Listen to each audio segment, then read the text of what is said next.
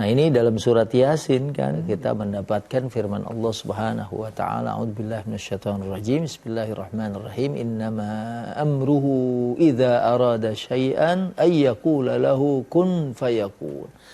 Jadi ada informasi atau berita dari Allah Subhanahu wa taala bahwasanya Allah Subhanahu wa taala itu kalau berkehendak tinggal berkata kun fayakun. Jadi maka jadilah.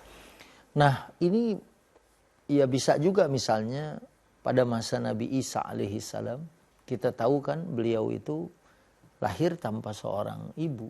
Ayah. Tanpa seorang ayah. Ya. Ibunya nggak mungkin kalau nggak ada, susah gitu. Di-download ya kan.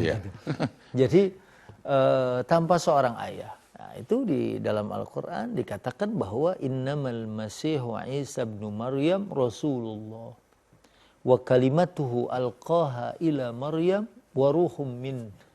Ya, itu disebutkan di dalam ayat seperti itu bahwa innamal masih, adapun Isa al-Masih itu adalah Rasulullah, adalah utusan Allah. Wa kalimatuhu alqaha ila Maryam. Nah, itu ada hadis juga yang redaksinya hampir mirip dengan itu. Hadis sahih ya. Waruhum minhu, dan dia juga adalah merupakan ruh dari Allah Subhanahu wa taala. Ya. Nah, kalimatuhu alqaha ila Maryam adalah dengan kun fayakun. Ya, sebetulnya dari awal penciptaan manusia kayak Adam malah tidak ada bapak, tidak ada ibu, ya kan? Artinya lebih sulit sebetulnya dalam pandangan manusia, tapi bagi Allah nggak ada sesuatu yang sulit karena mungkin kalau kita sering dengar kalau bagi Allah nggak ada yang susah, mungkin lebih mudah dari sekedar membalikan tapak tangan gitu kan, karena kun jadi maka jadilah. Iya. Oke, baik, ini ada pertanyaan yang masuk melalui Instagram dari Rehan Ustaz. Assalamualaikum Ustaz, apakah boleh kita menalarkan agama dengan akal? Gitu. Ya, kita dikasih anugerah oleh Allah akal.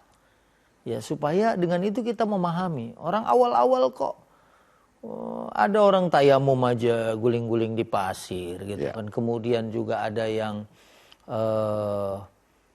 kalau puasa begitu dengar ayat sampai jelas benang putih dan benang hitam, itu mereka naruh benang di bantal gitu, dilihat gitu.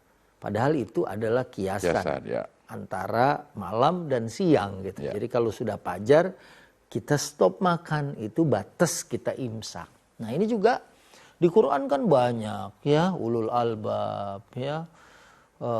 Kemudian fa'tabiru, ambil ibrah, ambil pelajaran. Nah, itu Allah Subhanahu wa taala memuliakan manusia dengan memberikan akal gitu. Tapi jangan 100% dengan akal, karena contohnya nih dalam masul khuffain, saat kita membasuh atau mengusap sepatu. Jadi kayak saya waktu ke Turki misalnya, waktu itu kebetulan musim dingin, salju.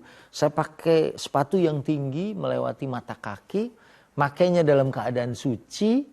Itu kalau safar 3 hari kita bisa nggak lepas sepatu. Kalau kita mukim sehari semalam kita nggak lepas sepatu. Terus gimana wudunya? Ya wudu biasa semuanya. Nah, begitu kita mau mencuci kaki, kita cukup mengusap. Dan yang diusap tuh bagian atas.